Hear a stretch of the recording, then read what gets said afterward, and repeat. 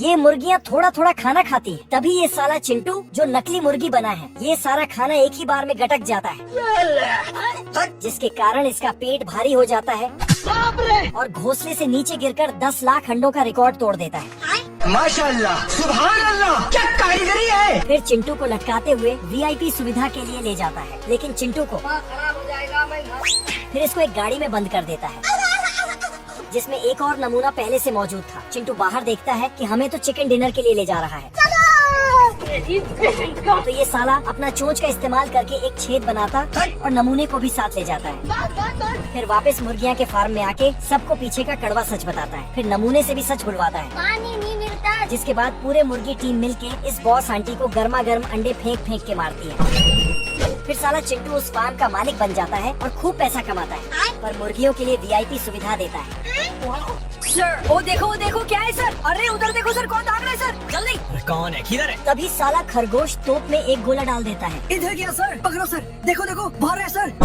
अब तू टेंशन मत ले, इसको मैं बताता हूँ। फिर आदमी उसमें आग सटा देता है तो खरगोश चलता हूँ सर जी, बाय बाय। आदमी देखते ही रह गया। ये कैसे हो गया? फिर ये अपना गाड़ी बाहर करता है और खरगोश को पकड़ने चला जाता है। बाल बच गया रे। गार्ड दरवाजा बंद करते ही खरगोश को पकड़ के आ जाता है। बड़े खतरनाक लोग हैं। अबे तू अंदर जा।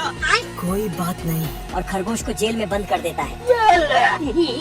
पर तभी खरगोश, अरे सर जी, ये हम कहाँ हैं? ये जेल का दीवार नहीं है। अबे तू क्या बात कर रहे हैं?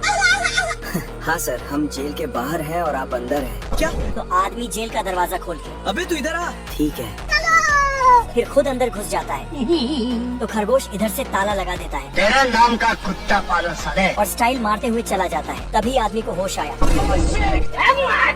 हाथी बॉल को घुमा घुमा के फुक्कर उड़ा देता है, लेकिन साला ये उसे बैट से मार ही नहीं पाता है।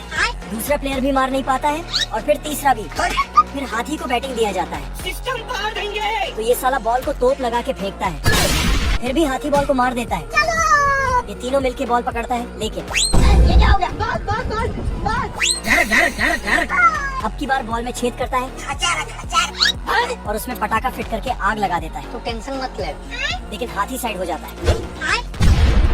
अरे भाई तो पूरा काला हो गया यार। उसके बाद 1000 बॉल एक साथ हाथी पे फेंकता है, जिसके कारण एक साथ ही बहुत सारा रन बढ़ने लगता है। तभी ये साला हाथी को रस्सी से बांध देता है। अच्छा, हाथी रन लेने के लिए दौड़ता है, तो ये कैसे हो गया? फिर अपना सुंड को ही रन लेने के लिए भेज देता है। और इसी के साथ अकेला हाथी ही 168 रन बना के मैच जीत जाता है। गार्डन हुआ, बहुत मजा आ रहा है यहाँ पे। जोगली दूसरे शहर के बादल को रस्सी से बांध के ले आता है और अपने शहर में बारिश करवाता है, क्योंकि शहर पूरी तरह से सूख चुका था, इसलिए पूरे शहर में नदी भी बना देता है। जोगली बहुत ताकतवर है, ये बड़े से बड़े तूफान को रस्सी से बांधकर काबू कर लेता है और तूफान पर बैठ के बीड़ी बनाता है और साला बिजली से उसमें आग लगाता है। बड़े खतरनाक लोग हैं। फिर तूफान को पिस्तौल से डरा डरा कर भगा देता है। दरअसल जोगली का पालन पोषण भेड़ियों ने ही किया था और दूसरे जानवर के साथ मिलकर खेल कूद करता था। जोगली खरगोश से भी तेज फुदकता था। ये अजगर जोगली को, बेचारा अजगर तो इल्ली बन के भाग जाता है। जोगली हड्डी चबा रहा था। तभी 3 भेड़िए भी हड्डी चबाने आते हैं, लेकिन जोगली, इस घोड़े को गिद्ध ने चारों ओर से घेर लिया था। तभी जोगली ऊपर से देख लेता है, फिर घोड़े और जोगली में दोस्ती हो जाती है। ये मुर्गा दीवार में पेंट करके एक दरवाजा बनाता है और फिर जाके कुत्ते को, तभी कुत्ता खत्म। मुर्गा नाचते गाते हुए जाता है, तभी कुत्ता से मुलाकात हो जाता है। मुर्गा जंगल की तरफ भागता है और कुल्हाड़ी उठा के एक पेड़ काटने लगता है।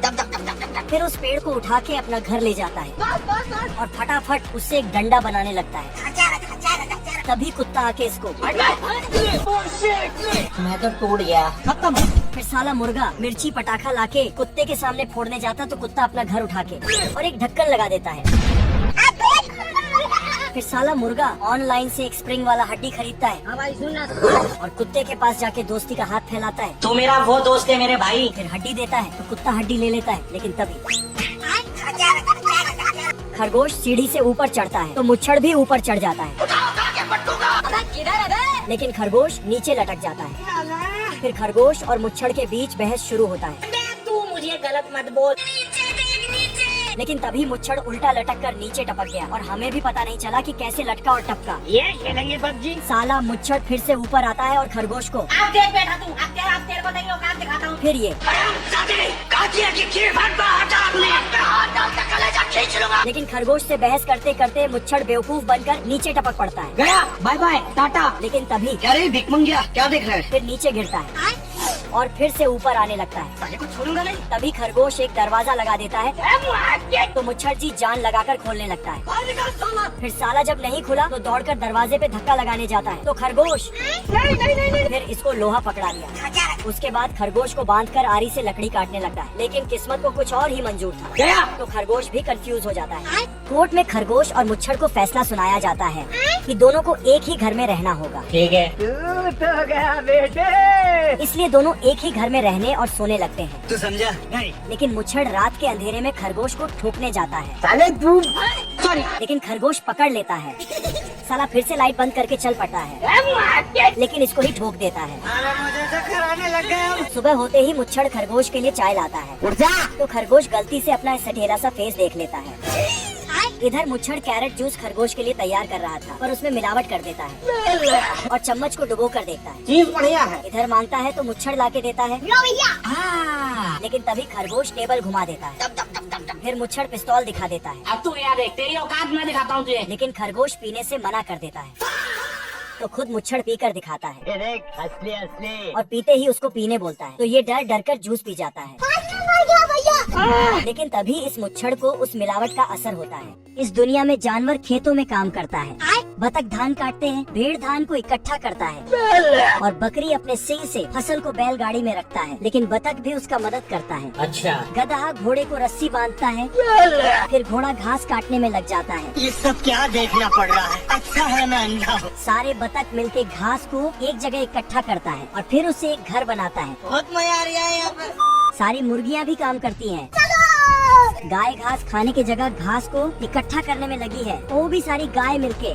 चिड़िया आती है और घर को डिजाइन देकर चली जाती है।